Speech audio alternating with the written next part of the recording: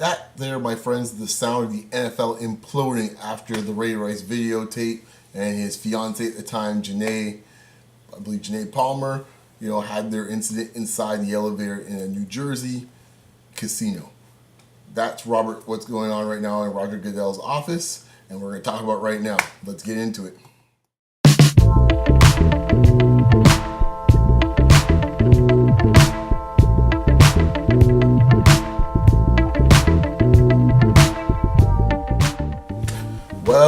Well. Talk about what hitting the fan. So sometime yesterday afternoon, I'm traveling back from Montreal. Had a lovely time over the weekend in MTL, and news hits as I'm heading back on the 401 to the T-Dot that TMZ has released a video, and you knew sooner or later that those three letters were going to show up in this whole story. They released a video showing that what happened inside the elevator the night when Ray Rice assaulted his then fiancee, Janae Palmer. So the NFL headquarters decided that after seeing the new video, that they will then suspend Ray Rice for the rest of the season. So now. You talk about how not to handle a crisis. This is like 101 on how not to handle crisis. Crisis management experts will probably be rolling around right now, shaking their heads, can't believe what they're seeing right now from the NFL. So a few things that have come across this, in my mind, since this thing's all broken out of over 24 hours ago. First thing, just the most obvious, how is it that this dude's not getting charged and prosecuted? I don't understand how you just go about there beating somebody, let alone beating a woman.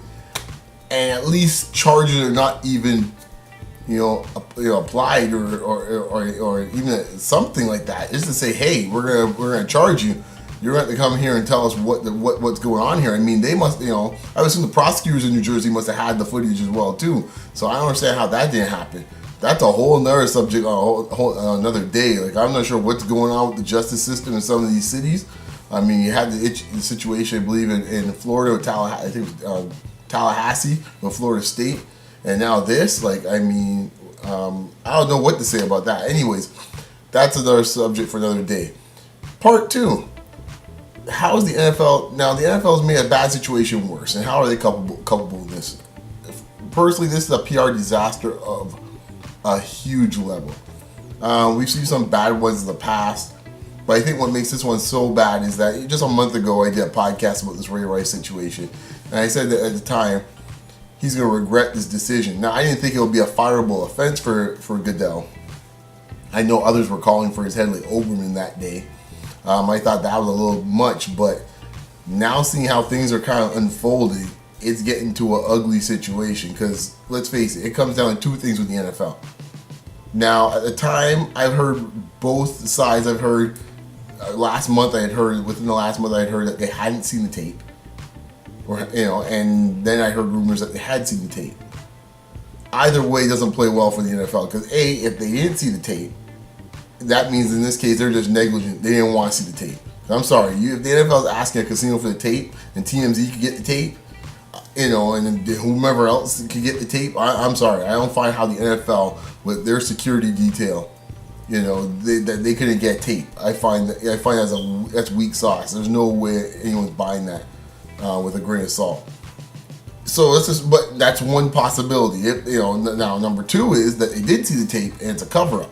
And if it's a cover-up, well, then we're now getting into some fireable offense territory where folks are going to have to be losing their jobs on this. Not just the security detail, but higher ups. Now I'm talking with the commissioner, Goodell.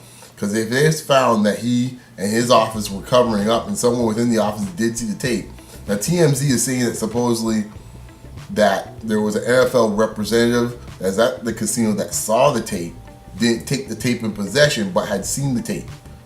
That there's been disputing. NFL's continuing to put out press release. I think they're putting out at this point a press release every hour saying we did not see the tape, and trying to justify their decision. And now their re-decision, for lack of, I know it's not a real word, but that's the only word that came to my mind because. That leads, I'll get to that point in a second. But it really just shows how bad a mess this is. Now, as far as the commissioner goes, You know me, I've never been a fan of the commissioner. I thought he's been a joke for years, and now it's just coming to fruition. Don't want to say the magic words. I told you so. Anyways, he's a joke, and now we're seeing how much a joke he is because, I mean, no one in their right mind. I mean, the media, the public have no confidence in him as a leader in this case for his organization, and the players who had little to no confidence in him in the first place with how he was doling out punishment. Now, now they're looking at him like, you're a joke, dude. You're a joke. Because my mindset is like, what made the tape so much different than what happened before that all of a sudden a 2-game suspension turned to a full year suspension? Because my mindset is this, like, you saw the tape after this proceedings where she's dragged out as if it's like something you see in like a mobster movie where she's dragged out the elevator and he's just kind of kicking her leg around to try to get her out so he can let the elevator door close.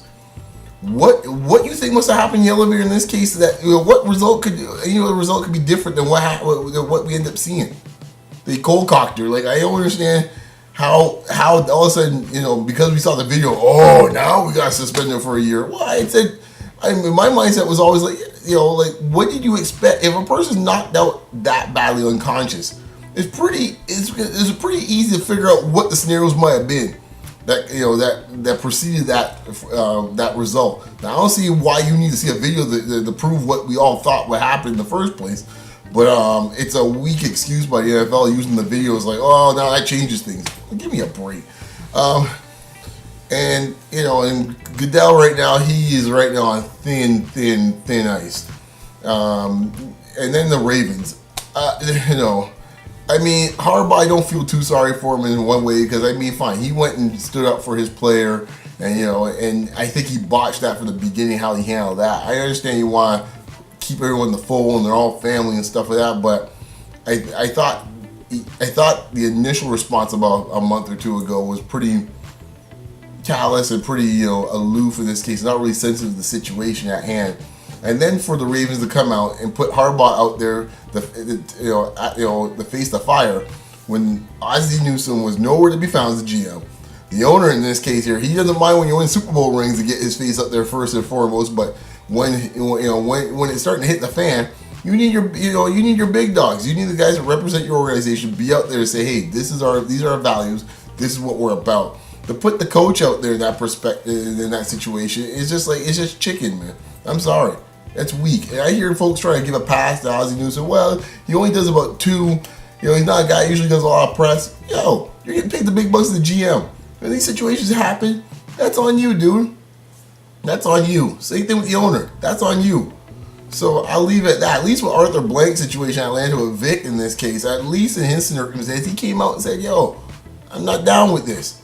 And he told it like this. He said he liked Michael, but he said he wasn't down with it. He had to deal with situations. These guys here are running behind the coach, and the coach has to take all the heat. Anyways, those are my thoughts on it. I'm going to get into this heavy with Eve this week on double barrel shotgun. We're going to really dig into this Ray Rice situation because there's so much ramifications about it. A quick note now, because there's been so much going on in the sports world this week. We had like a month of just looking for news. Now it's like all of a sudden, it's coming in waves. Quickly on the Atlanta Hawks situation with the GM, Levenson. Honestly, I probably might dig in this a little bit more, next week if it's a slow week. But as I see it, this dude's looking for an opportunity to sell his team. He's working the Sterling model in this case here. It was the letter crude. Was it racist? There was some leanings in this case where he mentioned some things about it, where he mentioned white Southerners in this case were fearful of being a predominantly black arena and stuff like that. That was a little close. And then referring to the fathers, no fathers coming with their sons to the games. I think that was a little out of bounds.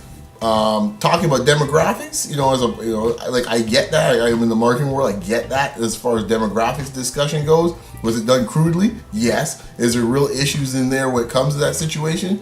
When it comes to getting folks to the games in Atlanta, and this is across the board. Almost all Atlanta teams have issues with the attendance. And it doesn't matter if they're trying to get white people in there or black people in the stadiums. So be it at the Braves games, the Falcons are doing pretty well, but for years the Falcons weren't doing squat in that stadium.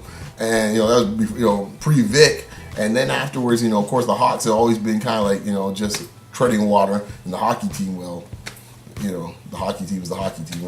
Leave it at that. So when I look at it, I think he went about a crude way. I think it was very insensitive in some ways. There were some leans the racist. Is it something he should lose his team over? No. The thing is, he's kind of putting the cart before the horses. Was anyone calling for him to lose his team? I think this guy's want to sell. He's trying to force, in this case, some type of climate where he thinks he can get the most money out of it, out of a Sterling situation. And he's saying, hey, well, you know what? I'm just going to put this out there myself. No one was going to put it out there. Maybe someone was blackmailing him. I don't know. But it seemed pretty weak. But it definitely shows there's a systemic issue when it comes to racial sensitivity in the Hawks organization. Because Danny Ferry got lit up as well, too, this week with his comments about Luol Deng, saying he's like a good African, I believe is the term he used. Just want to double check so I have this right. So Danny Ferry, I want to make sure I have this quote right. Danny Ferry said he has a little African in him, not in a bad way, but he's a guy who would have a nice store out front but sell you counterfeit stuff out of the back. Okay. Counterfeit stuff out of the back. Someone's been watching a few too many gangster movies and I don't know, political thriller movies or something. I don't know where that came from. Yikes. Then you wonder why some of these teams have such poor management. This is what you have as a GM in the National Basketball Association in 2014. Here you go, folks. Your Atlanta Hawks GM, Danny Ferry. I thought it was some Duke on Duke crime. I just, I don't see how Danny Ferry, he's suspended for the moment for the Hawks. Is he a dude that, he said he read it off a scouting report. So what? So in this case, if some guy jumped off into the lake, that means you're going to follow behind and jump into the lake too? That's freezing? No, come on now, man. You're from Duke. Come on, you should have a lot of smarts. So I think, Ferry right now, his job's in jeopardy at this point. I think his comments actually a lot worse than what the owner had said. His would have been, Levenson would have been crude. And there was some, things that went over the line, I think. But overall, I don't think his was nearly as bad as Ferry's. So, but I think all this shows the underbelly behind the NBA. And this is probably the reason why some of the owners, like Cuban, was frightened of what might happen if they had to take a vote. Because I'm going to say it straight. I'm sure a lot of those dudes talk about those brothers in some ways that, that would make some of us blush. And and sometimes every once in a while you hear it creep out sometimes in certain ways. Even Cuban has his moments. I mean, remember Kenyon Martin in the playoffs, referring to him as a thug, just out, talking to his mother about her son. Ugh. So there's some fun, hey, I'm a Mavericks fan. I'm not even trying, so I'm not playing favorites or ripping on Cuban or anything like that from a perspective from a sports perspective. I actually am a Mavericks fan, so. I just think there's a lot more behind the scenes, and I think there's going to be a lot more of this going on in the next year or two until everything gets fleshed out.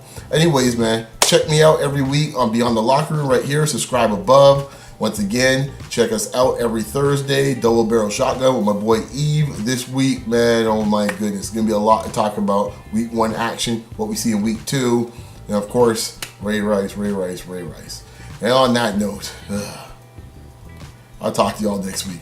Peace.